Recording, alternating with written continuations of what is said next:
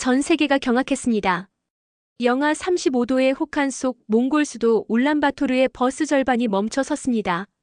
시민들은 추위에 몸을 떨었고 아이들은 등굣길 버스 안에서 쓰러지는 비극이 현실이 되었습니다. 그때 몽골 정부의 고위 관계자는 이렇게 비웃었죠. 한국산 버스. 그거 중국 기술 흉내낸 허접한 물건 아닙니까?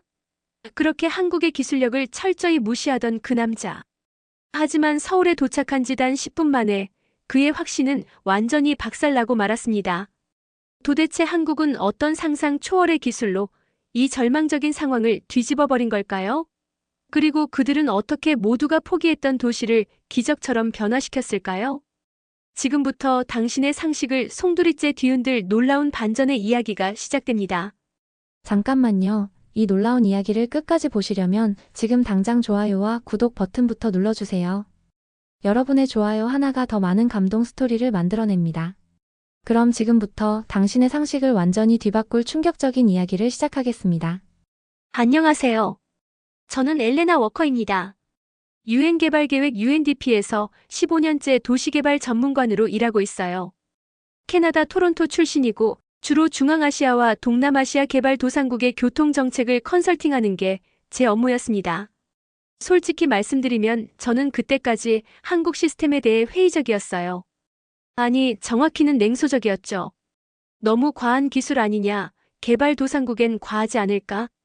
그냥 서울에서나 통하는 거 아니냐 생각했거든요. 제가 얼마나 무지했는지 지금 생각해보면 정말 부끄럽습니다. 2015년 1월 15일, 몽골 울란바토르 공항에 도착한 순간부터 저는 충격의 연속이었어요. 비행기에서 내리자마자 얼굴에 닿는 차가운 공기. 영하 35도였습니다. 제가 살던 토론토 겨울보다도 훨씬 추웠어요. 숨을 쉴 때마다 콧속이 얼어붙는 느낌이었죠. 공항에서 시내로 가는 버스를 탔는데 그때의 충격을 어떻게 표현해야 할까요? 히터가 제대로 작동하지 않더라고요. 창문엔 성에가 두껍게 끼어 있고 승객들은 두꺼운 외투를 입고도 벌벌 떨고 있었어요. 저도 캐나다 사람이라 추위엔 익숙하다고 생각했는데 이건 차원이 달랐습니다. 그런데 더 충격적인 건 버스 안 분위기였어요. 승객들이 추위에 떨면서도 별로 놀라지 않는 거예요. 마치 일상인 것처럼. 옆자리에 앉은 몽골 할머니가 제게 말을 걸어주셨어요. 영어를 조금 하시더라고요. 처음 오셨나요? 예전엔 이런 일이 정말 자주 있었어요. 겨울마다 버스 고장, 히터 고장이 일상이었죠. 그런데 요즘엔 많이 나아졌어요. 새로운 시스템 때문에요. 새로운 시스템이라니요? 저는 궁금했습니다. 제가 받은 UN 보고서로는 여전히 몽골의 교통 시스템이 매우 불안정하다고 나와 있었거든요. 특히 겨울철 대중교통 마비가 심각한 사회 문제라고 적혀 있었는데 말이에요. 호텔에 도착해서 체크인을 하는데 프런트 직원이 제게 이런 얘기를 하더라고요. UNDP에서 오신 분이시죠? 교통 관련 일이시라고 들었는데 정말 신기한 일이 많이 일어나고 있어요. 한국에서 온 시스템 덕분에요. 또 한국이네요. 도대체 뭐가 그렇게 특별하다는 건지 저는 점점 의문이 들기 시작했습니다. 다음 날 첫 업무 미팅에서 몽골 교통청 담당자가 저에게 이런 충격적인 얘기를 했어요. 워커 전문가님, 지난해까지만 해도 겨울마다 버스 고장이 속출했습니다. 특히 중국에서 들여온 버스들이 추위에 너무 취약해서 시민들이 정말 고생했어요. 아이들이 추위에 떨면서 학교에 못 가는 일도 있었고요. 하지만 한국 시스템이 들어온 후로는 완전히 달라졌습니다. 한국 시스템이요? 저는 솔직히 의아했어요. 기술적으로야 괜찮을 수 있지만 과연 이런 극한 환경에서 이런 개발 수준에서 제대로 작동할까 의심스러웠거든요. 그래서 좀 냉정하게 물어봤어요. 구체적으로 뭐가 달라졌나요? 버스는 여전히 낡아 보이는데요. 그러자 담당자가 자신 있게 대답하더라고요. 내일 아침 출근 시간에 직접 보시면 이해하실 겁니다. 한국 사람들이 우리에게 준 건 단순한 기계가 아니에요. 그날 밤 저는 호텔방에서 한국의 대중교통 시스템에 대한 자료를 다시 찾아봤어요. 솔직히 크게 기대하지 않았습니다. 그냥 선진국 기술의 하나쯤으로 생각했거든요. 하지만 다음 날 제가 직접 목격한 광경은 정말 상상을 초월했습니다. 다음 날 아침 8시. 저는 몽골 교통청 바트바야르 청장과의 첫 공식 미팅을 위해 시청으로 향했습니다. 영하 30도의 혹독한 추위 속에서도 거리는 사람들로 북적였어요. 그런데 정말 신기한 게 버스 정류장마다 질서정연하게 줄을 서 있는 사람들을 봤거든요. 이상한데? 제가 알던 개발도상국의 대중교통 현장과는 완전히 달랐어요. 보통 이런 나라에서는 버스 오면 우르르 몰려드는 게 일반적인데 여기는 차분하게 기다리고 있더라고요.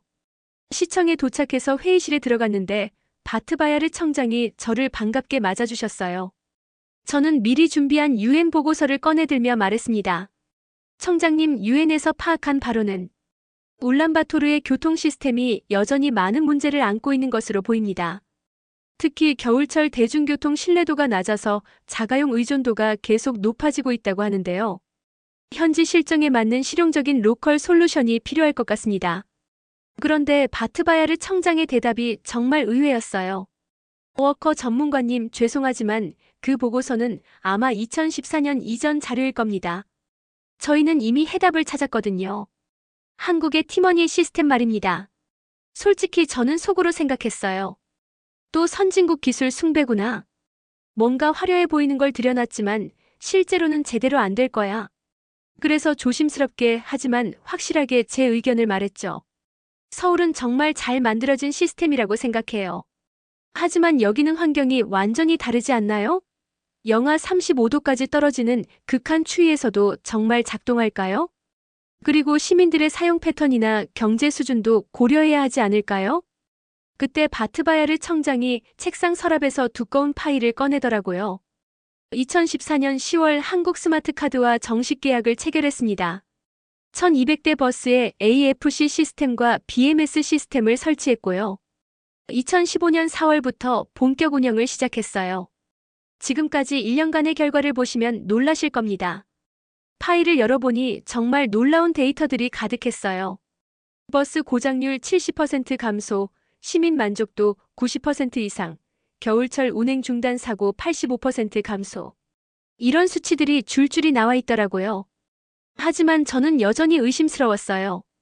수치는 좋아 보이지만 기술만으로는 해결되지 않는 근본적인 문제들이 있을 텐데요. 문화적 차이나 유지보수 능력 같은 것들 말이에요. 그러자 바트바야르 청장이 빙그레 웃으며 정말 인상적인 말을 하더라고요. 워커 전문가님, 한국 사람들은 우리에게 기술만 판 게 아니에요. 사람을 먼저 생각하는 철학을 팔았어요. 그걸 직접 보시면 이해하실 거예요.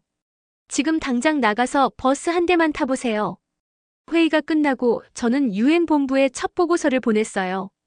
현실에 맞는 로컬 솔루션 부족, 외부 기술 의존도 과도하게 높음, 지속 가능성에 대한 면밀한 검토 필요.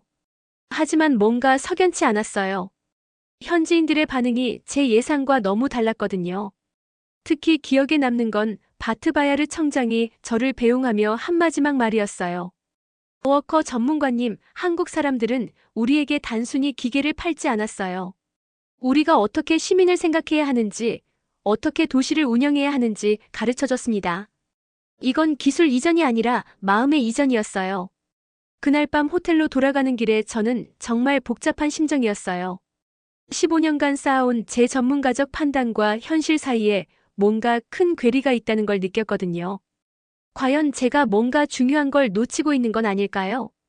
사흘 후 저는 현장 조사에 나섰습니다. 전문가라면 사무실 자료만 보지 말고 직접 현장을 봐야 한다고 생각했거든요. 그런데 울란바토르 시청 앞 광장에서 예상치 못한 광경을 목격했어요. 히터 제대로 된 버스 달라. 추운 겨울에도 안전하게. 작은 시위가 벌어지고 있더라고요. 20-30명 정도의 시민들이 팻말을 들고 서 있었어요. 역시 그렇구나. 아직도 문제가 많구나. 저는 속으로 생각했죠. 그래서 시위 현장으로 다가가서 시민들을 인터뷰해보기로 했어요. 그런데 첫 번째 인터뷰부터 제 예상을 완전히 벗어났습니다. 60대쯤 되어 보이는 할아버지께 물어봤어요. 버스 시스템에 불만이 많으신가 보네요. 그러자 그 할아버지가 깜짝 놀라면서 손사래를 치시더라고요. 아니에요, 아니에요. 우리는 지금 시스템이 너무 좋아서 더 많은 버스에도 적용해달라고 요구하는 거예요. 뭐라고요? 저는 귀를 의심했어요. 할아버지가 계속 설명해 주셨어요. 예전엔 정말 힘들었어요. 겨울마다 버스가 고장나고 추위에 떨면서 1시간씩 기다려야 했죠. 특히 손자 학교 보낼 때는 정말 걱정이 많았어요. 그런데 한국 시스템이 들어온 후로는 완전히 달라졌어요. 저는 더 구체적으로 알고 싶어서 물어봤어요. 한국 시스템이 정확히 뭔지 아세요? 그러자 할아버지가 자랑스럽게 주머니에서 카드를 꺼내시더라고요. 이거요. 유머니 카드. 한국 티머니를 본떠서 만든 거래요. 그런데 이게 단순한 카드가 아니에요. 일반 시민이 티머니를 안다고요? 한국 시스템의 원리까지 설명한다고요? 저는 정말 놀랐어요. 보통 개발도상국에서는 시민들이 어떤 기술이 어느 나라에서 온 건지, 어떤 원리로 작동하는지 전혀 모르거든요. 어떤 점이 특별한가요? 할아버지의 눈이 반짝이더라고요. 예전엔 현금만 받았는데 겨울에 지갑 꺼내기가 얼마나 힘든지 아세요? 두꺼운 장갑. 벗으면 손가락이 바로 얼어버려요. 그런데 이 카드는 그냥 찍기만 하면 돼요. 그리고 30분 안에 갈아타면 무료예요. 아, 그리고 버스가 언제 오는지도 휴대폰으로 알 수 있어요. 옆에서 듣고 있던 40대 아주머니가 끼어들더라고요. 맞아요. 그리고 예전엔 버스 기사님들이 거스름돈 때문에 짜증을 많이 냈는데 이제는 그런 일이 없어요. 기사님들도 운전에만 집중할 수 있어서 훨씬 안전해졌어요. 저는 점점 혼란스러워졌어요. 이게 정말 제가 알던 몽골이 맞나 싶었거든요. 그 다음 주 저는 몽골 교통청 기술팀장 치메드 우치르와 심층 인터뷰를 했어요. 그때 들은 얘기가 정말 충격적이었어요. 워커 전문가님, 한국 시스템의 진짜 혁신은 겉으로 보이는 게 아니에요.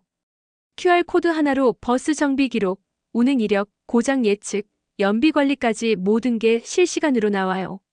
예전엔 버스가 언제 고장날지 전혀 예측할 수 없었어요. 그냥 고장나면 수리하고 또 고장나면 또 수리하고. 하지만 이제는 고장나기 전에 미리 알 수 있어요. 예방 정비가 가능해진 거죠. 치메드 오치르가 계속 설명했어요. 더 놀라운 건 한국 기술자들이 3개월 동안 우리와 함께 생활하면서 몽골어로 된 매뉴얼을 만들어줬어요. 그리고 우리 기술자들이 스스로 문제를 해결할 수 있도록 모든 노하우를 전수해줬어요. 이건 단순한 기술 판매가 아니라 진짜 기술 이전이었어요. 그제서야 저는 뭔가 중요한 걸 놓치고 있었다는 걸 깨달았습니다. 저는 데이터와 수치만 보고 있었는데 정작 중요한 건 사람들의 일상이 어떻게 바뀌었는가, 그들의 삶의 질이 어떻게 향상되는가였던 거죠. 한국 시스템은 단순히 기계를 파는 게 아니라 사람을 중심으로 생각하는 철학을 전파하고 있었던 거예요. 한 달 후 저는 유엔 본부의 승인을 받아 서울로 출장을 떠났습니다. 직접 한국의 교통 시스템 본산을 보고 싶었거든요. 몽골에서 봤던 그 놀라운 변화가 정말 한국에서 시작된 건지, 그 비밀이 뭔지 알고 싶었어요.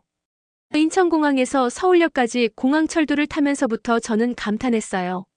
한 장의 카드로 공항철도, 지하철, 버스까지 모든 교통수단을 이용할 수 있더라고요. 그리고 환승할 때마다 자동으로 할인이 적용되고 실시간으로 다음 차량 도착 시간을 알 수 있고요. 아, 이게 바로 통합교통 시스템이구나. 몽골에서 들었던 얘기들이 실감 나기 시작했어요. 서울 도착 둘째 날 한국 스마트카드 본사를 방문했습니다. 분당에 있는 본사 건물에 들어서니 로비에 세계 지도가 걸려 있더라고요.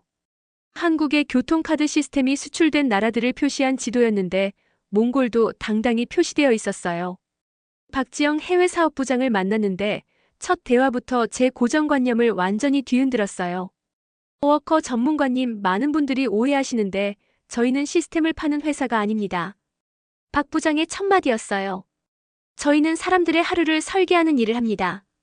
아침에 일어나서 출근하고 저녁에 집에 돌아가는 그 여정을 편안하고 안전하게 만드는 거죠. 무슨 말인지 잘 이해가 안 갔어요. 그래도 결국은 기술을 파는 거 아닌가요? AFC 시스템, BMS 시스템 같은. 박 부장이 웃으며 말하더라고요. 한번 보여드릴게요. 그러고는 저를 어디론가 데려갔어요. 1시간 후 저는 경기도 외곽에 있는 거대한 시설에 서 있었어요. 한국 스마트카드의 종합 테스트 센터였습니다. 그런데 그곳에서 본 광경은 정말 상상을 초월했어요. 영하 30도의 극한 냉동시설에서 버스들이 실제로 운행 테스트를 하고 있더라고요. 몽골 환경을 완벽하게 재현한 겁니다. 박 부장이 설명해 주더라고요. 울란바토르 계약을 할 때 저희 기술팀이 3개월 동안 현지에 상주하면서 겨울 내내 시민들이 어떻게 생활하는지 관찰했어요. 영하 35도에서 장갑 낀 손으로 카드를 어떻게 사용하는지, 두꺼운 옷을 입고 어떻게 버스에 타고 내리는지 모든 걸 세심하게 지켜봤죠. 테스트 시설 안쪽으로 들어가니 더 놀라운 게 기다리고 있었어요. 몽골 기후를 재현한 실험실에서 카드 단말기들이 24시간 내구성 테스트를 받고 있더라고요. 이 단말기들은 영하 40도에서 영상 50도까지 극한 온도에서도 정상 작동해야 해요. 그리고 눈, 비, 모래바람까지 모든 환경을 견뎌야 하죠. 그때 제 옆에서 몽골어로 대화하는 소리가 들렸어요. 깜짝 놀라서 보니 한국 기술자가 몽골 기술자와 함께 정비 매뉴얼을 검토하고 있더라고요.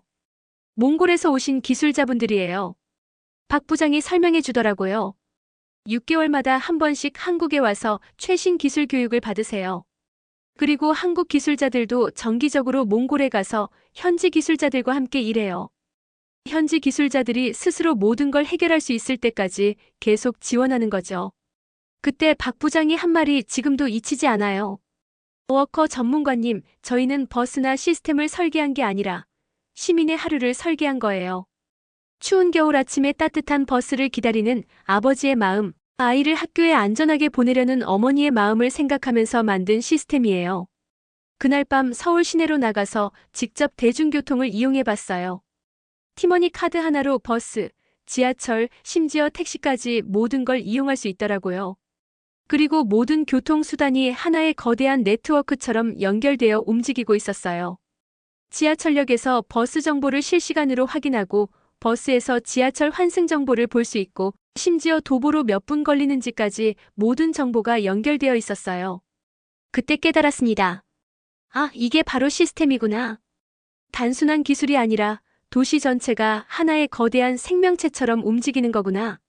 서울에서 3박 4일을 보내고 몽골로 돌아온 저는 완전히 다른 사람이 되어 있었어요.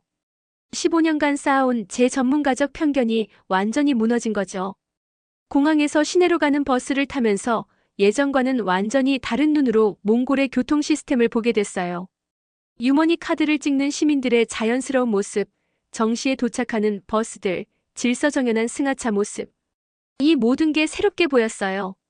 바로 다음 날 저는 몽골 교통청을 찾아가서 바트바야르 청장에게 말했습니다. 청장님, 1호선 시범 사업을 더 확대해야겠어요. 전체 노선의 70%까지 확장하는 걸 목표로 해보죠.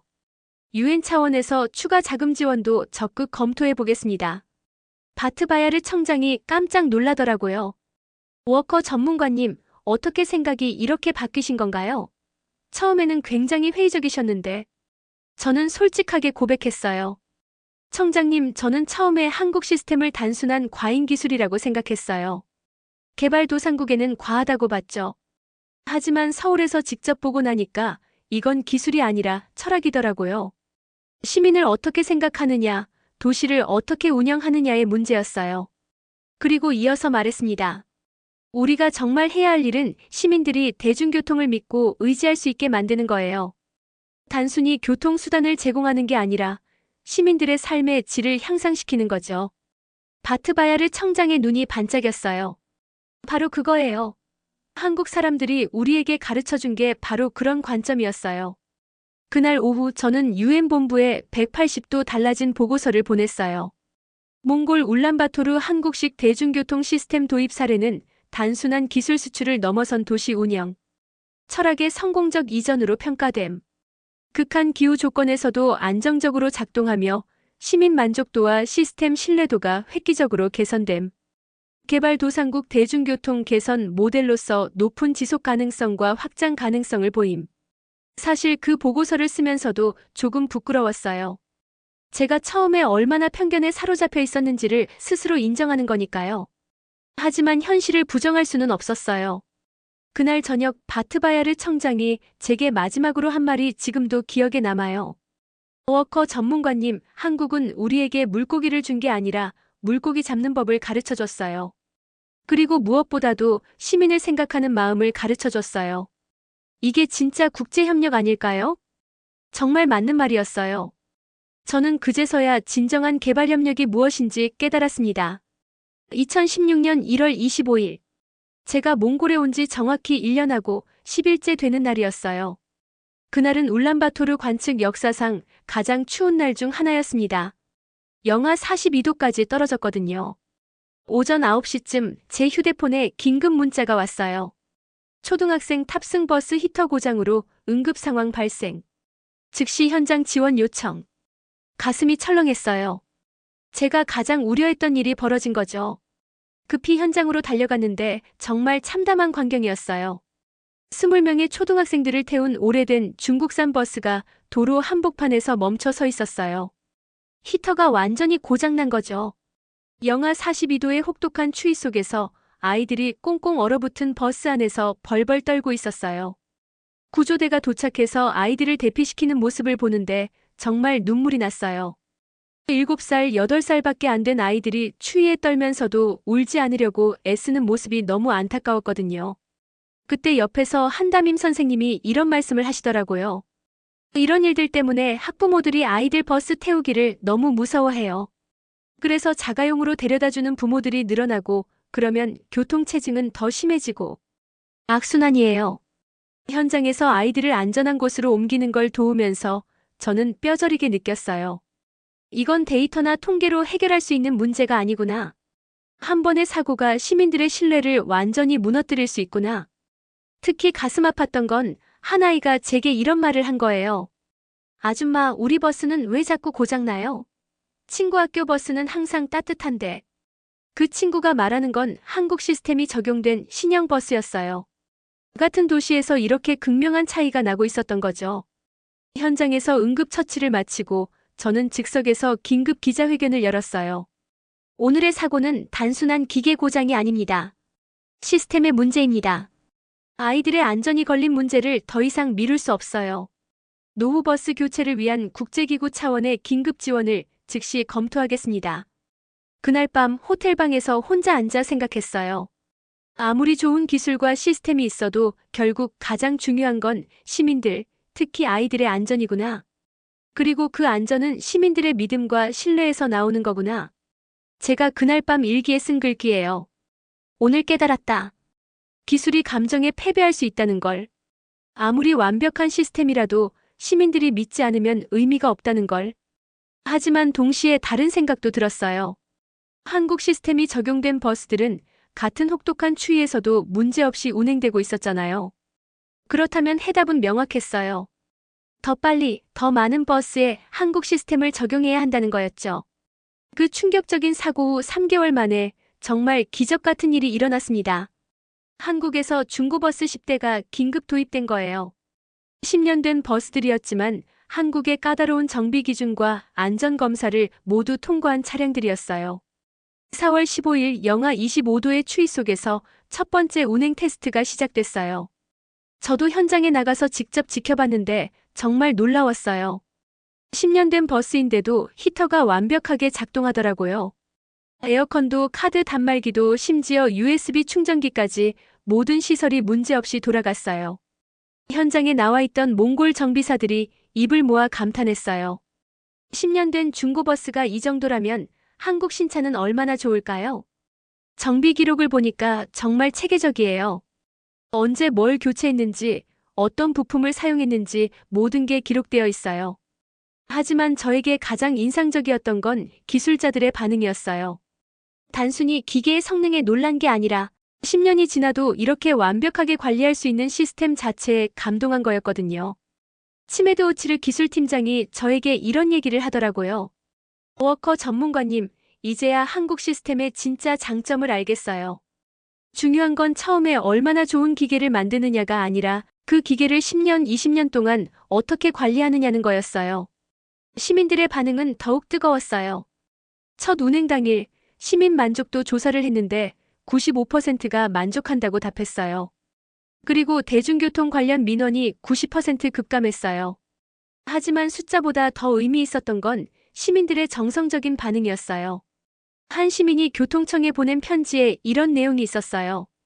이제 아이를 버스에 태우는 게 무섭지 않아요. 정말 믿을 수 있어요. 또 다른 시민은 겨울에도 따뜻하게 출근할 수 있어서 하루가 행복해요라고 했고요. 60대 할머니 한 분은 손자랑 함께 버스 타는 게 이렇게 즐거울 줄 몰랐어요라고 하시더라고요. 저는 그때 비로소 깨달았어요. 한국 사람들이 몽골에 판 건 버스나 시스템이 아니었어요. 신뢰를 판 거였어요. 시민들이 대중교통을 믿고 의지할 수 있게 만든 거였죠. 그해 여름 몽골 정부는 놀라운 발표를 했어요. 전체 버스 노선의 70%를 한국식 시스템으로 교체하겠다고 한 거예요. 그리고 몽골 기술자들을 한국에 보내서 체계적인 교육을 받게 하겠다고 했어요. 바트바야르 청장이 제게 이런 말을 하더라고요. 워커 전문가님, 한국 사람들은 우리에게 기술을 팔고 간 게 아니에요. 어떻게 시민을 생각해야 하는지, 어떻게 도시를 사랑해야 하는지 철학을 남기고 갔어요. 정말 맞는 말이었어요. 이건 기술 이전이 아니라 마음의 이전이었던 거죠. 2017년부터 2019년까지 저는 몽골에서 완전히 다른 도시의 탄생을 목격했습니다. 전체 노선의 70%가 한국식 시스템으로 바뀌면서 울란바토르는 정말 혁명적인 변화를 겪었어요. 하지만 가장 놀라운 건 하드웨어의 변화가 아니라 사람들의 의식 변화였어요. 몽골 기술자들이 6개월마다 한국에 가서 교육을 받고 돌아왔어요. 그들이 현지에서 다른 기술자들을 가르치고 그 기술자들이 또 다른 사람들을 가르치고 지식과 기술이 마치 물결처럼 확산되는 모습이 정말 아름다웠어요. 더 놀라운 건 기술자들만 바뀐 게 아니었어요. 시민들의 대중교통에 대한 인식 자체가 완전히 달라진 거예요. 2018년 시민의식조사에서 대중교통을 신뢰한다고 답한 시민이 85%였어요. 2015년에는 30%였는데 말이에요. 그리고 자녀를 혼자 버스에 태워도 안전하다고 답한 부모가 78%였어요. 2018년 겨울, 저는 정말 감동적인 장면을 목격했어요. 영하 35도의 혹독한 추위 속에서도 시민들이 질서정연하게 버스를 기다리고 있더라고요. 그리고 버스가 도착하면 자연스럽게 유머니 카드를 찍고 승차하는 모습이 마치 서울의 어느 버스 정류장 같았어요. 한 외국인 관광객이 제게 이런 말을 하더라고요. 몽골에 온 지 일주일인데 대중교통 시스템이 정말 놀라워요. 어떤 선진국 못지않네요. 2019년 UNDP 연례보고서를 쓸 때 저는 이런 문장을 남겼어요. 울란바토르에서 경험한 것은 단순한 기술 이전의 성공 사례가 아니었다. 도시를 바라보는 관점의 근본적 변화였다. 서울은 이제 지리적 위치를 나타내는 단순한 도시 이름이 아니라 시민 중심의 지속 가능한 도시 발전을 상징하는 하나의 브랜드가 되었다. 이것이야말로 진정한 소프트 파워의 발현이다. 2019년 여름 저는 몽골에서의 4년간의 임무를 마치고 베트남 하노이로 발령을 받게 되었어요. 떠나기 전 마지막 날 바트바야르 청장과 마지막 만찬을 가졌는데 그때 들은 말이 지금도 잊히지 않아요. 워커 전문가님, 처음에는 저희도 반신반의했어요. 한국 시스템이 정말 우리에게 맞을까? 우리가 제대로 운영할 수 있을까 걱정했죠. 하지만 지금 보니까 이건 서울 없는 서울이에요. 서울의 정신과 철학이 울란바토르에 완전히 뿌리를 내린 거죠. 공항에서 마지막으로 유머니 카드로 버스를 탔어요. 4년 전 처음 몽골에 왔을 때와는 완전히 다른 풍경이었어요. 깔끔하게 작동하는 시스템, 만족해하는 시민들, 자신감 넘치는 기술자들. 지금 저는 베트남 하노이에서 근무하고 있어요. 여기서도 한국 교통 시스템 도입을 검토하고 있어요. 이번엔 처음부터 확신해요. 한국은 단순히 기술을 파는 나라가 아니라 도시를 사랑하는 마음을 파는 나라라는 걸요. 몽골에서 배운 가장 큰 교훈은 이거였어요. 영하 35도에서도 작동하는 건 기계가 아니라 사람을 생각하는 마음이었다는 것. 그리고 진짜 기술 수출은 물건을 파는 게 아니라 철학을 전수하는 거라는 것 말이에요. 지금도 가끔 몽골 친구들에게서 연락이 와요. 울란바토르가 점점 더 살기 좋은 도시가 되고 있어요. 한국 덕분에요. 그런 소식을 들을 때마다 정말 뿌듯해요. 한국의 진짜 힘은 첨단 기술이 아니라 사람을 생각하는 따뜻한 마음이었습니다. 여기까지 영상 시청해주셔서 감사합니다. 이번 영상을 어떻게 생각하시는지 댓글로 의견을 남겨주세요. 다음에도 더 흥미진한 사연으로 찾아뵙겠습니다. 구독과 좋아요 잊지 마세요.